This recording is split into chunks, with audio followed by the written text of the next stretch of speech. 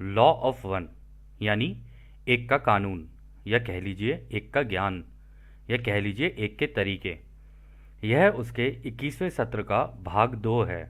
दोहराया जाता है कि इस किताब के द्वारा दी गई सभी सूचनाएं और जानकारियां आप जान भी सकते हैं, मान भी सकते हैं, नज़रअंदाज भी कर सकते हैं और सिरे से खारिज भी कर सकते हैं, क्योंकि यह आपकी फ्री विल है जो कि अनंत रचयिता द्वारा आपको दी गई है। एक और बात कही जाती है कि लॉ ऑफ वन पूरी तरह से सबके लिए फ्री है। यदि कोई इकाई या व्यक्ति इसको निजी स्वार्थ के लिए इस्तेमाल करे तो वह उसकी व्यक्तिगत जिम्मेदारी होगी। एक और बात कही जाती है दोस्तों कि यदि कोई व्यक्ति इस एक की कानून की किताब को अपनी भाषा में परिवर्तित करके दूसरों से साझा करना चाहे तो वह कर सकता है, क्योंकि यह भी उसकी फ्री विल है। तो पहला सवाल डॉन करते हैं।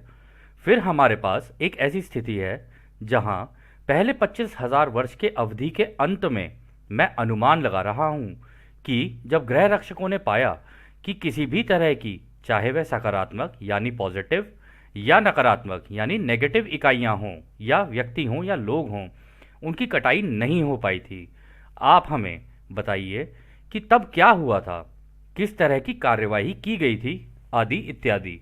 तो रा कहते हैं किसी भी तरह की कार्यवाही नहीं की गई थी, सिवाय यह कि मदद की पुकार की कितनी संभावना है उसके प्रति जागरूकता रहे, या इस घनत्वता की इकाइयों के बीच कितनी समझदारी है, वे इसका ध्यान रखते हैं। महासंघ तो केवल इस बारे में ध्यान रखते हैं कि सीखने के लिए सहायक परिस्थितियों का संरक्षण हो सके। इसका अधिकांश भाग स्वतंत्र इच्छा की विकृति के इर्द गिर्द घूमता रहता है। तो दोस्तों इस सवाल में डॉन कह रहे हैं कि जो पहली 25,000 साल की जो साइकिल थी उसके एंड तक पहुंचते पहुंचते, तो चाहे वो नेगेटिव सोच वाले हों या पॉजिटिव सोच वाले हों, जिस तरीके के भी हों, उस तरीके के लोगों की कटाई नहीं हुई, मतलब उनकी हार्वेस्ट हुई नहीं। तो वो ये पूछने लगे कि तो उस सिचुएशन में आप लोगों ने क्या किया, मतलब किस तरीके की एक्शन लिया आप लोगों ने।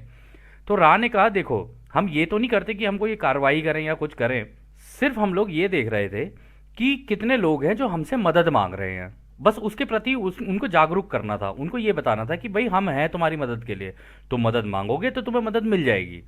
कह रहे कि और इसमें यह भी ध्यान रखा जाता है कि भाई समझदारी कितनी है उन लोगों के अंदर। ऐसा ना हो कि कोई बचपने में अपना काम कर रहा हो कि जी आ जाओ जी, हमें आ जाओ, गले लगा जाओ, ऐसे नहीं होता ये, इसके लिए बहुत समझदारी की ज़रूरत होती है। और इसमें उन्होंने आगे ये भी कहा है कि देखो महासंघ का जो काम है ना वो तो ये है कि भाई तुम्हारी तीसरी घनत्वता के अपने लेसन चल रहे हैं, ठीक है, थर्ड डेंसिटी के तुम्हारे लेसन चल रहे हैं, उनके बीच में कहीं दिक्कतें ना आए, कि कहीं तुम्हारे लेसन रुक ना रहे हो। दिक्कतें आएंगी, परेशानियां आएंगी, चलो ठीक है, लेकिन कुछ ना कुछ सीखोगे, सीखते सीखते आगे बढ़ोगे, अपना कोई ना कोई एक रास्ता चुनोगे, या तो पॉजिटिव वाला या नेगेटिव वाला। तो इनमें से जो भी रास्ते चुनने हैं ना, उसके लिए जो जो चीज़ों की ज़रूरत है ना, उन परिस्थितियों को तुम्हारे लिए ला के रख देना, बस इतना ही है उनका काम। और ये भी इस वजह से होता है क्योंकि फ्री विल का कानून लगा हुआ है कि जब तक तुम मांगोगे नहीं तब तक तुम्हें दिया भी नहीं जा सकता। ये इतना इंपॉर्टेंट लॉ है पूरे ब्रह्मांड का। इनफैक्ट दोस्तों ये पूरे ब्रह्मांड का सबसे, इवन रचयिता ने भी सबसे पहले इसी को रखा है। पहले लॉ ऑफ वन रखा है, फिर फ्री विल रखी है, फिर रखा है रोशनी प्रेम, प्रेम रोशनी का ज्ञान। तो खैर अगला सवाल डॉन करते हैं, मदद की पहली पुकार कब हुई थी और कैसे हुई थी। तो रा कहते हैं मदद की पहली पुकार लगभग 46,000 वर्ष पहले हुई थी। यह पुकार मेल्डेक के लोगों के द्वारा हुई थी। इन इकाइयों को पता था कि उन्हें अपने कर्म के परिणामों को सुधारने की आवश्यकता है, और वे अपने जन्म की अवस्था और परिस्थिति को लेकर कुछ असमंजस में थे। जो लोग अनजान थे वे जागरूक हो रहे थे, और जो लोग जागरूक थे वह कंफ्यूज हो रहे थे। इस कारण एक पुकार का निर्माण हो गया था। महासंघ के लोगों ने इन इकाइयों को प्रेम और प्रकाश भेजा। तो दोस्तों हुआ क्या था, 46,000 साल पहले जो मेल्डेक से जो यहाँ पर आए थे, अब इनको आप बिग फुट कह लो या किंग कॉन्ग कह लो, जो आपको कहना है आप वो कह सकते हो। तो ये जितने भी थे ये नीचे थे, मतलब ज़मीन के नीचे, धरती के नीचे, और छुप छुप के जंगलों के अंदर रहते थे, आज भी रहते हैं। तो उस केस में हुआ क्या कि देखो उनमें से जो जो जागरूक होते जा रहे थे अपनी, मतलब अब उनको ये तो पता था कि हाँ भाई हमने पाप तो कर दिए, ऐसे ऐसा किया कि अपना ग्रह ही उड़ा दिया हम लोगों ने, मतलब भावनाओं में बह के। तो इस वजह से उन्होंने कर तो दिया ये सारी चीज़ें, लेकिन जो जागरूक हो रहे थे ना, धीरे धीरे सीख रहे थे हमारे ग्रह पे और सीख रहे हैं हमारे ग्रह पे, उनमें से कुछ लोगों को कन्फ्यूजन होने लगी ठीक है। और कुछ जो जो मतलब अनजान थे वो धीरे धीरे जागरूक हो रहे थे, मतलब उनको थोड़ी थोड़ी अवेयरनेस आ रही थी चीज़ों को समझने की। और जिनको चीज़ों को समझने की अवेयरनेस आने लगी वो कंफ्यूज होते चले गए। और ऐसा नहीं है दोस्तों, ये इन्हीं के साथ है, ये हमारे साथ भी तो है। हम लोग भी तो चीज़ों को जब जानने की कोशिश कर रहे होते, कहीं यहाँ से इन्फॉर्मेशन, कहीं वहाँ से इन्फॉर्मेशन, कहीं यहाँ से पकड़, कहीं वहाँ से पकड़। इस चक्कर में होता क्या है ना, जब कोई कोई इंसान 10 दिशाओं में भागता है ना, तो वो कंफ्यूज हो जाता है। इसलिए कहते हैं चाहे एक किताब को करो लेकिन ढंग से करो, या किसी भी काम को करो एक को करो लेकिन ढंग से करो। जैक ऑफ ऑल ट्रेड्स बनने का कोई फायदा नहीं होता, उससे बेटर ये है कि मास्टर ऑफ वन बन लिया जाए। तो यहाँ पे उन्होंने कहा कि महासंघ ने उनको अपने प्रेम और अपना प्रकाश भेजा। तो आगे डॉन कहते हैं, महासंघ ने यह प्रेम और प्रकाश कैसे भेजा, सटीक रूप से उन्होंने क्या किया था। तो रा कहते हैं, महासंघ के अंदर वे लोग भी होते हैं जो कि उनके गृह क्षेत्र के थे। वह कुछ नहीं करते, बस उन लोगों पर प्रेम और प्रकाश का शुद्ध प्रवाह भेजते हैं जिन्होंने मदद के लिए पुकारा होता है। यह वैचारिक विचार यानी कंसेप्चुअल थॉट के रूप में नहीं, बल्कि शुद्ध और अविभाजित अनडिफरेंशिएटेड प्रेम के रूप में होता है। तो दोस्तों ये यहाँ पे जो बताने की कोशिश कर रहे हैं ना, वो ये कह रहे हैं कि जब कोई दिक्कत में है, परेशानी में है, उनको ये प्रेम और प्रकाश चाहिए। तो आजकल आप ना काफ़ी लोगों से सुन रहे होगे, लोग परेशान हो रहे हैं, काफ़ी चीज़ें हो रही है, लोगों की ज़िंदगी में दुख चल रहे हैं। लेकिन अगर वो ध्यान में जाके अगर अपने ऊपर काम करना शुरू कर दें ना, तो उनको अपने कान के आसपास, अपने सर के पीछे ना एक टिंगलिंग सी सेंसेशन होनी शुरू हो जाएगी। अगर वो टिंगलिंग सेंसेशन हो रही है ना, तो उनको समझ जाना चाहिए कि ये वो वाइब्रेशन है जो कि कन्फेडरेशन उनको भेज रही है कि हाँ हमें पता है कि तुम परेशान हो, तुम्हें प्रेम की ज़रूरत है इस वक्त, और प्रेम और ये जो रोशनी है रचयिता की उसकी ज़रूरत है। उसकी वजह से उनको टिंगलिंग होने लग जाती है। कहीं पे उनके हाथों में मतलब रोंगटे खड़े होने शुरू हो जाएंगे, कहीं गर्दन के पीछे चिल्स आने शुरू हो जाएंगे, कहीं कमर के पीछे चिल्स आने शुरू हो जाएंगे, कहीं पैरों के एकदम से कुछ ना कुछ हो जाएगा। तो लेकिन उसके लिए अपने ऊपर काम करना होता है, इसको रिसीव करने के लिए भी अपने ऊपर काम करना होता है। तो जो जो अपने ऊपर काम करता चला जाएगा वो इसको रिसीव भी कर पाएगा। तो खैर आगे डॉन कहते हैं, क्या एक के कानून की पहली विकृति के लिए आवश्यक है कि समान समय, मैं कहूंगा खुद की सेवा की तरफ झुकाव वाले समूह को दिया जाना चाहिए। तो डॉन यहाँ पे दोस्तों सवाल कर रहे हैं कि अगर फ्री विल को देखा जाए तो इससे तो ये भी बनता है कि भाई जो खुद की सेवा वाले रास्ते पे हैं, या कह लो नेगेटिव सोच वाले हैं, उनको भी पूरा समय और सब कुछ देना चाहिए। क्या ये सही नहीं है? तो रा कहते हैं इस मामले में आवश्यक नहीं है, क्योंकि वह इकाइयों का झुकाव उस तरह का था। तो देखो यहाँ पर राय ये कह रहे हैं कि ये नेगेटिव वाले जो होते हैं ना, इनको तो जरूरत नहीं होती प्रेम प्रकाश की, इन्हें मतलब ही नहीं है प्रेम प्रकाश से। वो पहली सारी जितनी भी चीज़ें हैं उनसे मतलब दुनिया की सारे ऐशो आराम उनके पास है, उन्हें क्या ज़रूरत है रचयिता की। तो कहते हैं हमने तो अपना रास्ता चुन लिया भैया, हम तो खुद की सेवा के रास्ते का देखेंगे, हमें तो ये इस पूरे ग्रह पे चाहिए भैया कब्जा, हमें नहीं कोई मतलब इन सब चीज़ों से। तो इस वजह से राय यहाँ पर ऐसा कह रहे हैं। तो आगे डॉन कहते हैं, तो उनका झुकाव किस तरह का था। तो रा कहते हैं उनका झुकाव ऐसा था कि महासंघ की सहायता को नहीं माना गया था, यानी कि उन्हें महासंघ से सहायता की आवश्यकता नहीं थी। तो दोस्तों जो पहले से ही ओराइन समूह की हेल्प लेते हुए आ रहे हों, तो उनको महासंघ से लेने की क्या ज़रूरत है, उनका तो रास्ता ही नहीं है ना, उन्होंने चुन लिया अपना रास्ता। उनको पता है कि हाँ भाई हमें इसी डायरेक्शन में जाना है, 95% का रूल है हमारा, हम तो उसी को फॉलो करेंगे, हमें कोई मतलब नहीं हो 51 और 49% वाले रूल से। हमने डायरेक्शन चूज़ की है, हमें नहीं चाहिए कन्फेडरेशन की हेल्प या कोई भी मदद या कोई भी चीज़ नहीं चाहिए, तो ठीक है ख़त्म, हम ओराइन के साथ अपना मिलकर काम करेंगे। तो आगे डॉन बोलते हैं, यानी कि यह नहीं माना गया था, इसलिए इसे संतुलित करने की आवश्यकता नहीं थी। क्या यह सही है? तो रा कहते हैं हाँ यह सही है। संतुलन के लिए जो आवश्यक है वह है अवसर। जहां अज्ञानता होती है वहां कोई अवसर नहीं होता है, जहां संभावना होती है वहां प्रत्येक अवसर संतुलित होता है। यह संतुलन न केवल सहायता देने वालों के लिए नकारात्मक और सकारात्मक झुकाव के कारण होता है, बल्कि सहायता मांगने वालों के झुकाव के कारण भी होता है। तो दोस्तों देखो यहाँ पे राने क्लियर कर दिया, उन्होंने कहा देखो संतुलन के लिए जो चीज़ चाहिए होती है ना, वो चाहिए होती है अपॉर्चुनिटी यानी अवसर। अगर आपको अवसर मिल गया तो आप अपना संतुलन बना लोगे, लेकिन अवसर ही ना मिले तो आप संतुलन नहीं बना पाओगे।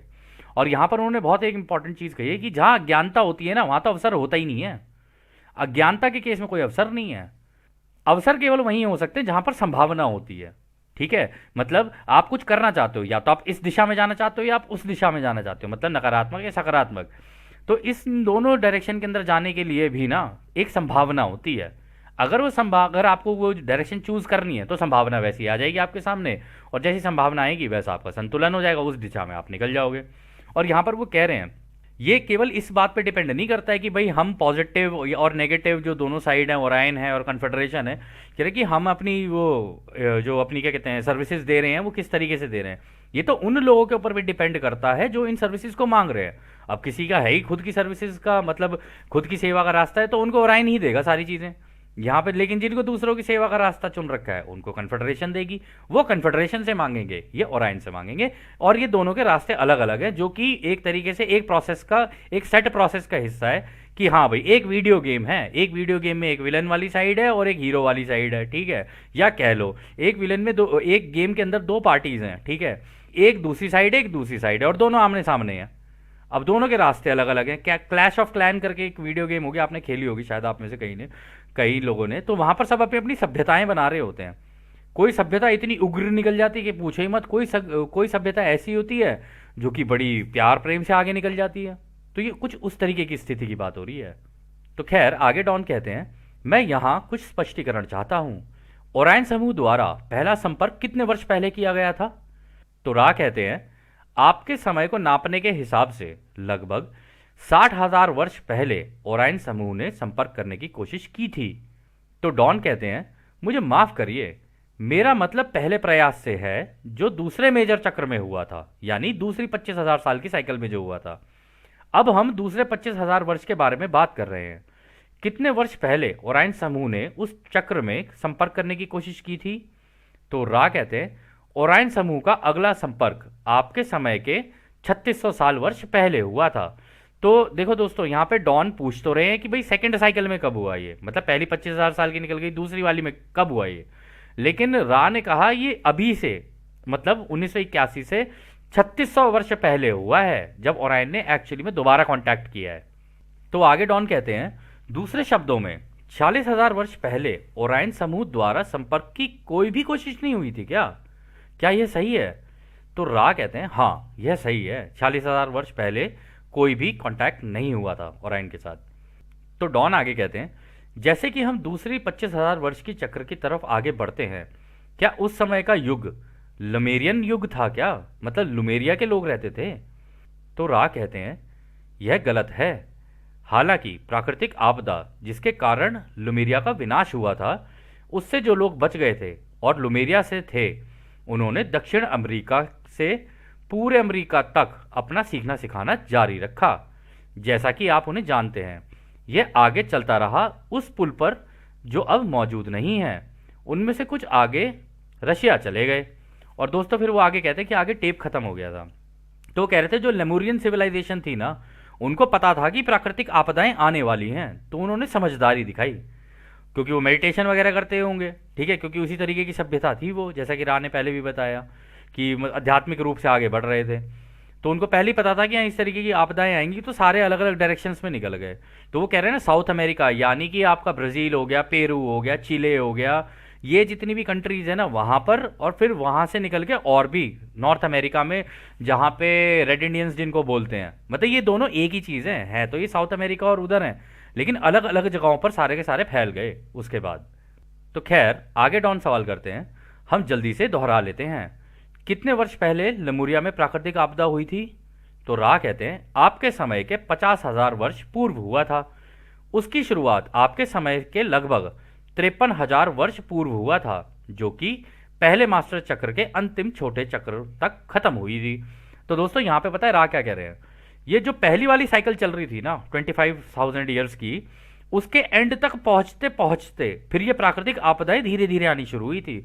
पहले कुछ हो जाए, कभी कुछ हो जाए, कभी कुछ हो जाए, कहीं बादल फट जाए, कहीं पे जमीन धंस जाए, कहीं पर अर्थक्वेक आने शुरू हो जाएं, कहीं पर मतलब सुनामीज आ जाएं। तो धीरे धीरे करके ये होनी शुरू हुई और फिर एंड तक पहुंचते पहुंचते इतनी एक्सट्रीम हो गई कि एकदम ही धड़ाधड़ होनी शुरू हुई चीज़ें सारी। और जब वो वैसी होनी शुरू हुई तो पूरी की पूरी सिविलाइजेशन ही खत्म हो गई उसके अंदर। और आपने दोस्तों नोटिस भी किया होगा कि हमसे पहले की काफ़ी सारी सभ्यताएं आई और रातों रात खत्म हो गई। ऐसा क्या हुआ था कि रातों रात खत्म हो गई? उसका कारण है ये कि भाई या तो प्राकृतिक आपदाएं आती हैं तो आपके कर्मों की वजह से आती हैं, पूरे ग्रह के जो कर्म हैं उसकी वजह से, या उसके और भी बहुत तरीके हैं, जैसे जैसे राह आगे बताएंगे हम उसको देखेंगे।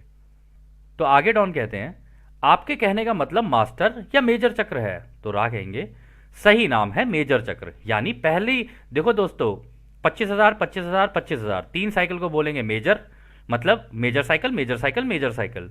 लेकिन जो पूरी 75,000 साल की बनती है उसको बोलते हैं मास्टर साइकिल। ठीक है। तो आगे डॉन कहते हैं, धन्यवाद। लेमुरिया में विनाश का संबंध पहले मेजर चक्र के खत्म होने से है या हर साल के अंत में विनाश होता ही है?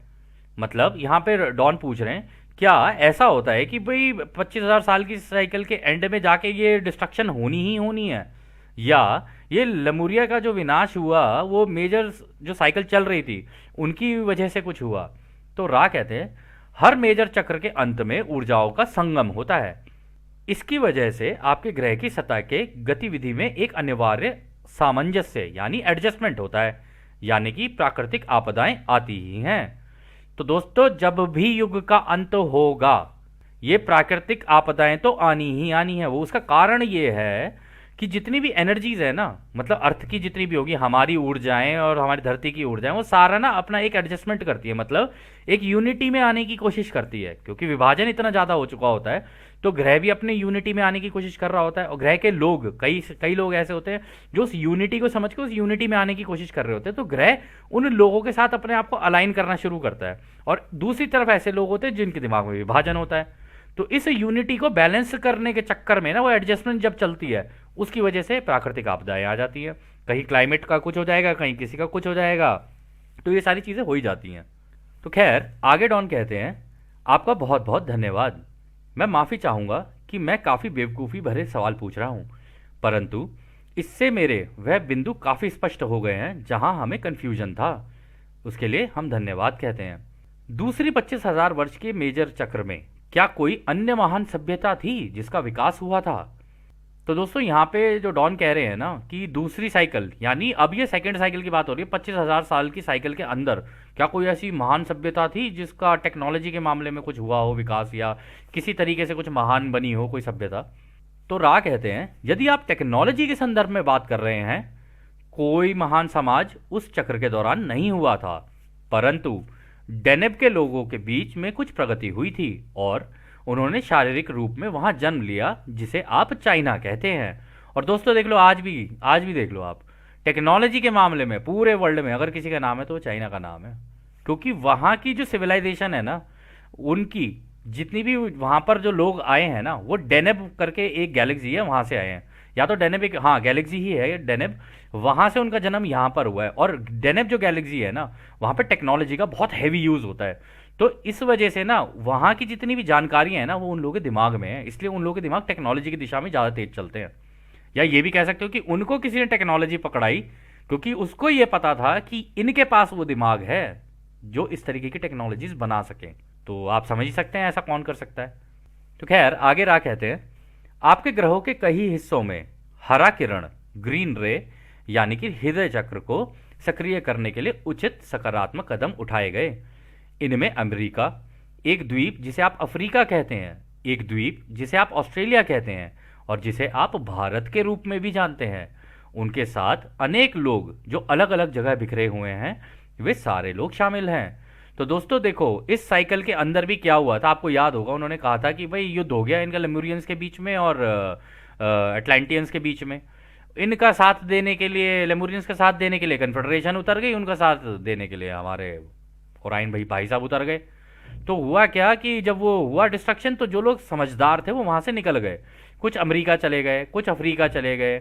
अमेरिका में इनको रेड इंडियंस कहते हैं, अफ्रीका में इनको जूलूस बोलते हैं, ऑस्ट्रेलिया गए इनको एबोरिजिनल्स बोलते हैं, हमारे भारत में आए, ठीक है, हमारे भारत में भी ऋषि महर्षि और इस तरीके के लोग आए, ठीक है ना। लेकिन अगर आप इन सब की, अगर आप उसके अंदर देखोगे ना, एक चीज़ कॉमन मिलेगी आपको, सभी ने ये कहा है कि जो भी है ना क्रिएटर एक ही है।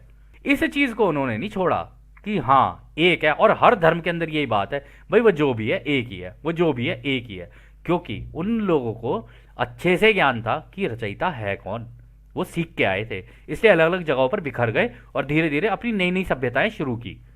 तो खैर, आगे रा कहते हैं, इसमें से कोई भी लेमुरिया या अटलांटिस जैसा महान नहीं बन पाया, क्योंकि उस समय उनके समाज का गठन काफी मजबूत था। और यदि अटलांटिस की बात करें तो उनकी टेक्नोलॉजी की समझ महान थी। तो दोस्तों, टेक्नोलॉजी के मामले में ये जो अटलांटिस था ना, ये बिल्कुल सच में आज की जो टेक्नोलॉजी है ना, देखो इस धरती के ऊपर अभी भी ऐसी ऐसी टेक्नोलॉजीज हैं दोस्तों जिनके बारे में शायद आपको भी ना पता हो। इसलिए हम कहते हैं, अगर आपको इन टेक्नोलॉजीज के बारे में थोड़ा बहुत समझना है क्या है, तो आप डॉक्टर स्टीवन ग्रेयर की डॉक्यूमेंट्रीज देख देख सकते हैं, क्योंकि हमने भी वहीं से थोड़ी बहुत इधर उधर से जानकारी, उसके अलावा भी हम लोगों ने काफ़ी सारा मटेरियल इधर उधर खोजा। तो लेकिन हमको ये पता चला कि उस ज़माने की टेक्नोलॉजी जो अटलांटिस के टाइम की थी ना, वो आज भी है। बस ये है कि वो हमारे हाथ में नहीं है। हमारे हाथ में जो टेक्नोलॉजी है, फ़ोन और ये सारी चीज़ें हैं ना, ये सच बताएं तो दोस्तों ये सच में बचपना है, ये मजाक है, बताइए, ये कुछ भी नहीं है टेक्नोलॉजीज। ये एआई वेआई ये उस ज़माने में पहले ही इसको मास्टर कर चुके थे ये लोग। मतलब अटलांटिस उस ज़माने में कर चुका था ये। तो आगे रा कहते हैं, हालांकि आपके ग्रह का दक्षिणी अमेरिका का जो क्षेत्र है, वहां के लोगों का विकास प्रेम की कंपन की विकृति में काफी तेजी से हुआ। यह इकाइयां बिना किसी मजबूत समाज या टेक्नोलॉजी के ज्ञान के भी दूसरे मेजर चक्र के अंत में कटाई के योग्य हो गई थी। तो देखो दोस्तों, हुआ क्या, 25,000 ईयर्स की एंड में बात हो रही है ये, मतलब अभी इस 25,000 साल की नहीं, वो सेकंड वाली साइकिल के एंड में की बात हो रही है यहाँ पे। और वहाँ पे ये जो साउथ अमेरिकन जो थे, यानी पेरू हो गया, चिले हो गया, ब्राज़ील हो गया, अर्जेंटीना हो गया, आपका ये हो गया, और भी बहुत सारी कंट्रीज हैं उसमें, कोलंबिया वगैरह हो गए। इन कंट्रीज के बेशक लोग अलग अलग थे, लेकिन उन सबके बीच में ना आपसी प्रेम और भाईचारा बहुत स्ट्रांग था, और आज भी है, आज भी। अब थोड़ी सी दिक्कतें वहां पर भी शुरू हो गई हैं, लेकिन आज मतलब उस जमाने के एंड तक पहुंचते पहुंचते ना वो कटाई के योग्य हो गए थे, मतलब उनकी हार्वेस्ट इसका मतलब हुई थी। रा का यही कहने का मतलब है यहाँ पे। और हार्वेस्टिंग कराने का एक ही तरीका है, अपना रास्ता चुन लो और अपनी आज़ादी का इस्तेमाल करते हुए दूसरों की आज़ादी का बिना उल्लंघन किए हुए उनको जो जो मदद चाहिए उनको वो दे सको, जितनी तुम्हारी कैपेसिटी है उसमें दे सको, वो देते चले जाओ और मेडिटेशन करते चले जाओ। ये दो काम कर लिए तो आप कटाई के योग्य हो जाओगे, और जब हार्वेस्ट होगी तो आपको ले जाएंगे। यही है उसका तरीका। तो खैर दोस्तों, यह सत्र यहीं समाप्त होता है, और जैसे कि राह हमेशा कहते हैं, अब हम आपको उस एक अनंत रचयिता के प्रेम, उसकी रोशनी, उसकी शक्ति और उसकी शांति में छोड़कर चलते हैं। आद ने हमारे दोस्तों, आद ने वासु। धन्यवाद।